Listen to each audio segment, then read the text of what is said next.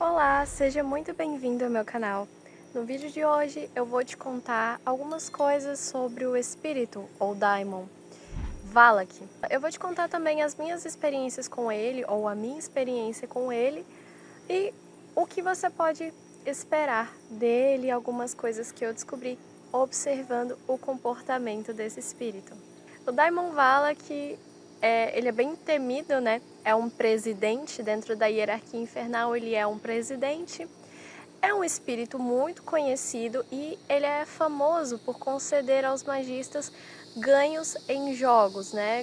Sorte em jogos de azar. A maioria das pessoas descreve esse espírito como um espírito difícil de lidar, como um espírito que a primeira oportunidade que ele tiver de te lascar, ele vai te lascar. Não que isso esteja 100% errado, mas o espírito Valak, ele é uma criança. Tanto que ele se apresenta como uma criança montada num dragão de duas cabeças. Essa aparência é importante para todo e qualquer estudante de magia, principalmente da Goetia, desses tipos de espíritos, que você tem que destrinchar, analisar minuciosamente cada detalhe da aparência deles, né? Cada detalhe desse arquétipo da aparência deles. O Valak, olha só que interessante, ele é um presidente poderosíssimo, ele comanda um número alto, um número considerável de legiões infernais e ele tem essa aparência frágil, inocente de uma criança.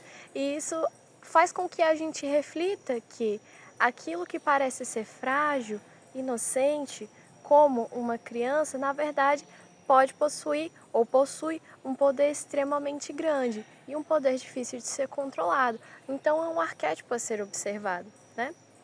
Principalmente pelo fato dele vir montado num dragão, certo?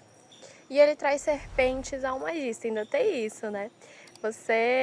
Eu já vi alguns casos, né, de que as pessoas realmente encontraram cobras, serpentes na casa depois de trabalhar com o Valak, e eu admito que eu fiquei morrendo de medo disso acontecer. Eu fiquei com medo real disso acontecer. Indo diretamente para a minha ritualística. O que aconteceu? Nesse dia, eu estava refletindo bastante, eu já estava com o selo do Valak pronto. Eu fiz de acordo com o que manda Santa Arte. E aquele selo estava pronto há muito tempo, né? Até que teve um dia que eu decidi chamar ele. Foi uma tarde bem chuvosa que eu estava refletindo bastante sobre as minhas escolhas. Até porque o que eu já tinha estudado do Valak anteriormente, antes de ir para uma ritualística propriamente dita, antes de ter contato direto com ele, foi o quê? Eu descobri que ele atende a desejos genuínos, aquele coração puro. Se você for diretamente ao Valak com a inocência de uma criança, com o coração puro, inocente de uma criança, ele vai te atender e não vai tentar te lascar. Olha só que interessante. O arquétipo dele também mostra pra gente a importância de darmos atenção ao nosso lado frágil, entendeu? E realmente agir com a verdade, com a inocência. Cara, tá chovendo, então vai ter uma mudança de cenário. Então isso ressalta a importância de você ir até esse espírito com a inocência, com o coração puro tal qual de uma criança. O Valak não gosta de pessoas gananciosas, ou seja, ele pode até te dar algum ganho, pode obedecer ao comando, mas provavelmente não vai ser aquilo que você está buscando se a maior parte da sua motivação for a ganância. Eu vi alguns relatos de pessoas, não estou recomendando ninguém fazer isso, porque eu mesma achei meio absurdo, achei meio, né, porque ele não deixa de ser um presidente da Goetia, né? Mas eu vi alguns relatos, alguns casos de pessoas que elas estavam muito desesperadas para resolver alguns problemas das vidas delas e era em questão financeira, elas precisavam, tipo, daquele milagre de muito dinheiro de uma vez, rapidamente. E o Valak atendeu. E foram pessoas que não fizeram nada de acordo com o que manda Santa Arte. No máximo, desenharam um selo ali, teve gente que dormiu com o selo debaixo do travesseiro ali, aquilo tudo assim, né? Mas o que acontece é que funcionou. Tiveram pessoas que sonharam com o Valak, assim, de diversas maneiras, até porque os espíritos eles aparecem de acordo com uma imagem que está ali no nosso subconsciente. Então, se você não tiver uma imagem prévia de como que seria o espírito, às vezes isso dificulta a sua visualização, mesmo que seja na sua tela mental. E essas pessoas foram atendidas, né, pelo espírito Valak, o que eu achei bem interessante e o que confirma ainda mais, o que acrescenta ainda mais veracidade a essa questão de que se você for até Valak com o coração de uma criança, ele vai te atender. Teve até um caso, um comentário que eu li, assim, que a pessoa chegou a perguntar por que não foi dinheiro a mais? E aí ele falou, porque você me pediu só tantos para resolver tal problema. E aí foi isso, ele fez dentro da justiça, assim, dentro da medida que cabia ali, né? Bem essa carta, o arcano da justiça. Bom, agora continuando essa questão da evocação do dia da minha ritualística, era uma tarde bem chuvosa, tava chovendo bastante, tipo, desabando o mundo. Eu tava um pouco melancólica, mas isso aí é padrão. Eu sou naturalmente melancólica, mas esse dia em específico eu tava mais. Só que eu tava refletindo bastante sobre as minhas escolhas. E já tendo esse conhecimento prévio do Valak de ele com o coração inocente, pra mim, é assim, hoje em dia eu tô vendo que o negócio foi bem ganancioso, mas no dia não pareceu tanto assim, na minha cabeça que era o que eu precisava, entendeu? Não vou falar o valor aqui porque é desnecessário. Beleza, eu fui, escrevi as coisas, escrevi até no meu grimório, né, a data, o que eu queria, por que eu queria. Cara, no mesmo dia, agora que eu acabei de me lembrar, antes de eu até pensar, olha só que interessante, antes de eu pensar, antes de eu decidir chamar o Valak, no mesmo dia eu me lembro muito bem. A minha caixinha de som, que ela precisava pressionar um botão e segurar esse botão, ela ligou sozinha. E assim, já o Valak ele é conhecido por realmente ter poltergeist na casa. E cara, teve bastante. No mesmo dia, nos dias que sucederam, tiveram muitos fenômenos, mas esse da caixinha específico marcou porque às vezes ela não ligava nem quando a gente tinha que pressionar várias vezes, sabe? Ela não ligava nem assim, e aí ela ligou do nada, do nada. E se eu não me engano, ela tava descarregada ainda. E aí, beleza, isso foi antes de eu chamar, antes de eu ter a total certeza e convicção. Isso foi durante a manhã do dia. Eu evoquei ele já era tarde. Eu fiz tudo certinho, foi dentro do sistema salomônico, perfeitamente dentro do sistema salomônico. Mas eu deixei cortesia também, porque eu sempre faço isso. Primeira vez que eu vou chamar um espírito, eu acho elegante, eu acho educado deixar uma cortesia ali pra ele, mesmo que sejam velas a mais. Só que na hora que eu chamei ele, eu não senti nada. Assim, eu não vou dizer que eu não senti absolutamente nada, porque eu cheguei a me concentrar um pouco mais no que aconteceu na ritualística tempos depois. Hoje em dia eu vejo que não foi um absoluto nada que eu senti. Na verdade, foi uma camada vibracional muito sutil, muito... Sabe o que eu quero dizer? E aí, ali na hora, eu não notei, eu não percebi. Na hora eu achei que eu não tinha sentido nada. Na hora eu achei que eu não tinha mudado nada. E, inclusive, até no final do ritual eu fiquei muito frustrada, porque eu achei que não tinha acontecido nada. Que ele não tinha vindo, que ele não tinha me atendido, e beleza. Porque às vezes acontece isso, só que assim, mesmo não sentindo nada, eu continuei, porque acontece, gente, é assim mesmo. Às vezes a gente não sente, às vezes a gente não vai ver, às vezes a gente não vai ouvir. E tudo bem. Depende do dia que tá de como tá a sua mediunidade, sua alimentação, depende de muitos fatores. Então, às vezes, e como nada é linear para sempre ali, certinho, então às vezes pode ser que você não vá ter uma experiência sensorial muito intensa numa ritualística. E tá tudo bem. E aí eu não senti muita coisa, mas eu continuei, né? Eu esperei ele chegar, esperei perceber alguma coisa no ambiente, não percebi nada ali na hora. Eu dei a saudação correta e aí eu fiz o meu pedido, expliquei porque que eu queria, piriri, pororô. E aí encerrei o ritual. E aí, tipo assim, eu vou contar pra vocês umas coincidências estranhas. Pode ser só coincidência, sabe? Quando a gente mexe com essas coisas, é uma luta você conseguir entender o que é sinal, o que é só coincidência, o que é marmotagem da sua cabeça. Vou deixar registrado tudo, já deixei registrado tudo que aconteceu ali no meu grimório, deixei registrado aqui também. Depois que eu encerrei o ritual, poucos minutos depois eu ainda estava no templo. E detalhe, um dos pedidos foi um pedido que era muito importante pra mim. Era uma coisa que realmente meu coração estava pedindo. Só que eu precisava de dinheiro pra isso. E aí apareceu uma notificação do meu banco falando: seu pedido foi atendido. Só isso. Só isso. Seu pedido foi atendido. Aí eu arrepiei na hora com muita intensidade, porque eu achei, cara, será que é Vala que me dando um sinal? Banco, dinheiro, alguma coisa assim.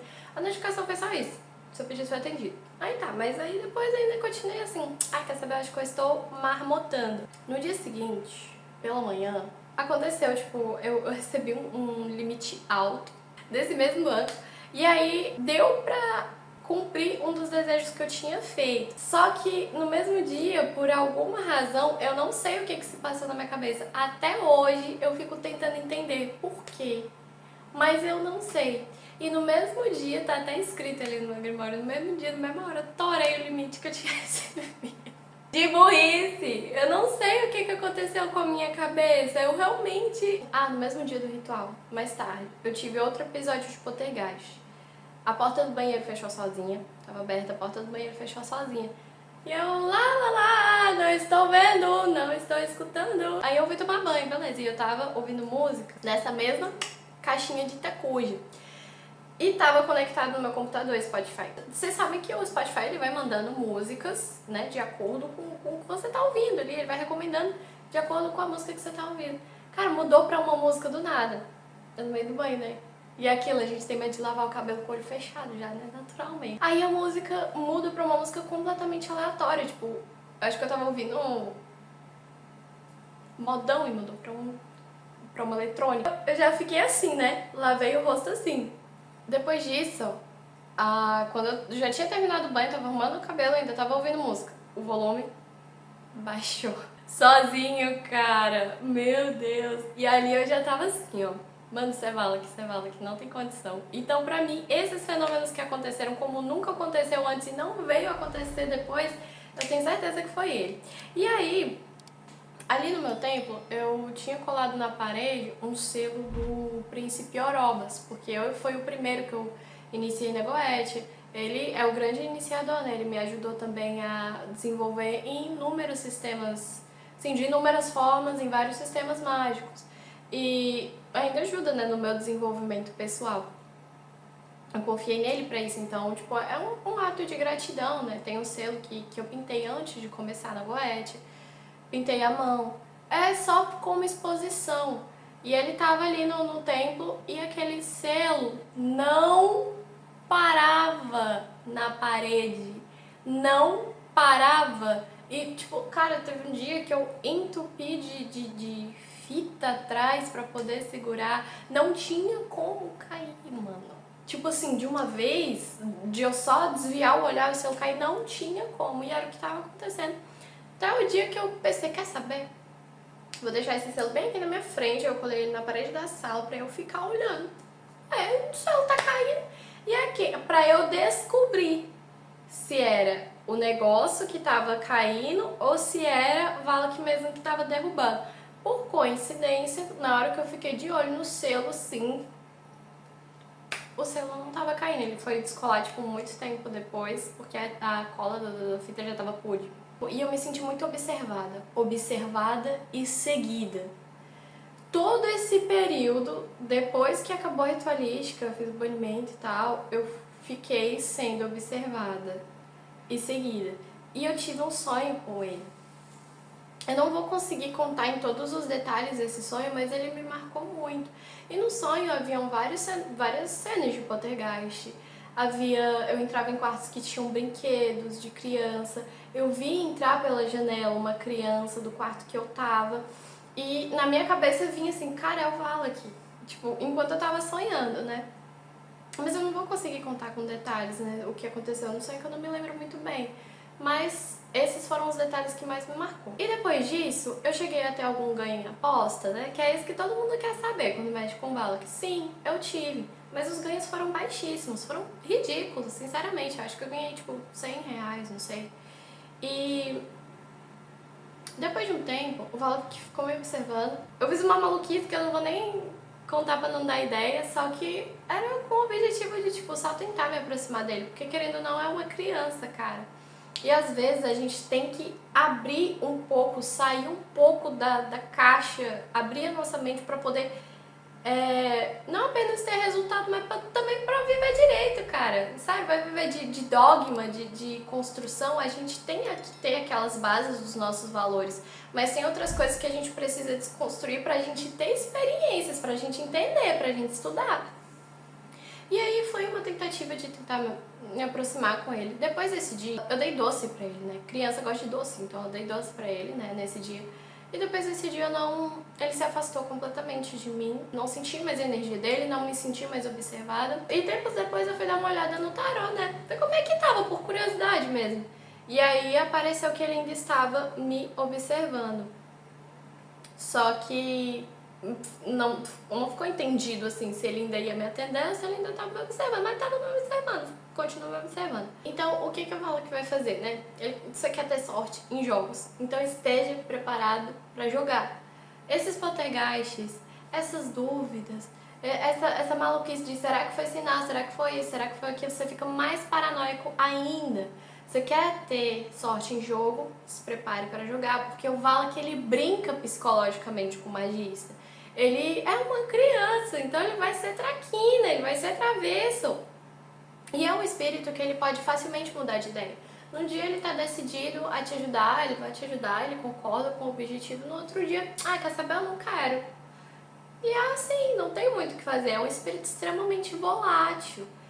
É exatamente isso, é volátil. Ele muda de face, ele muda de vontade, ele muda de opinião o tempo todo. É um espírito difícil de ser controlado. E olhe lá, ele não pode ser controlado. Essa que é a questão. Ele vai ajudar se ele quiser, se o coração dele naquele dia ele pedir, se comover.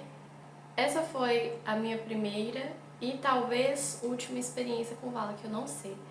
A minha curiosidade me dá vontade de tentar de novo, de ver o que pode acontecer, pedir um valor diferente, para poder investigar, mas não é um espírito fácil de se lidar justamente por isso. Não é que ele vai tentar te lascar mesmo propriamente dito, pode ser que aconteça, pode ser que aconteça, até onde vai a sua ganância? E aí, pensa, uma criança que ela é mal criada, e aí você vai, tenta corrigir, tenta manter em rédea curta uma criança mal criada, entre aspas, ela vai fazer o quê? Ela vai se revoltar mais ainda e vai mostrar pra você que você não tem o poder de manter ela em rédea curta. Ela vai te desafiar mais ainda. Em nenhum momento eu me senti ameaçada. Em nenhum momento eu senti uma energia opressora. E olha só, quando ele estava me observando, eu sentia claramente que era o Valak, que era uma energia densa. Nem dormindo direito eu tava. Eu não senti nada de hostil, nada de opressor, nada de maligno. Sei lá, vai comparar o Valak com a energia do Glacialábolas, por exemplo. Tá certo que o Glacialábolas é um assassino, né? Mas ali dá pra sentir uma opressão. Você fica assim, tenso, sabe? Se eu quisesse, já com o Valak não, foi muito tranquilo, foi tudo muito de boa, sabe? Essa construção de medo em todas as criaturas da Goetia, ou sobre a Goetia em si, qual é a minha opinião sobre isso? Eu acho que é boa, mas você tem que dosar, sabe por quê? O medo, ele é muito importante para sua sobrevivência. Em alguns casos, é bom que você tenha medo, principalmente com espíritos da magnitude, não só da Goetia, mas com qualquer não nascido. Porque o medo vai fazer com que você seja minucioso e cuidadoso. Vai fazer com que você faça as coisas direito antes para garantir que nada de errado ocorra, entendeu? Mas na hora da ritualística, quando você chegar lá, já dizia o Crowley, cara, você não precisa temer os espíritos, mas você tem que respeitar eles. Trata eles com respeito, você não precisa ter medo deles. O Valak, ele é chefe da falange dos Erês, né? Então, tipo, os Erês são legionários do Valak. Já sabe, se você conhece um pouco mais, né, dos Erês, então já sabe como são os Erês. Os Erês são brincalhões, você não aceita presente de Erê. E isso é mais um detalhe interessante, né, que eu descobri sobre ele, que eu acho importantíssimo saber. Porque se você conhece os legionários de um espírito, você também vai ser capaz de entender melhor como que ele trabalha e como que você deve se portar. com ele. É isso, um beijo e tchau, tchau.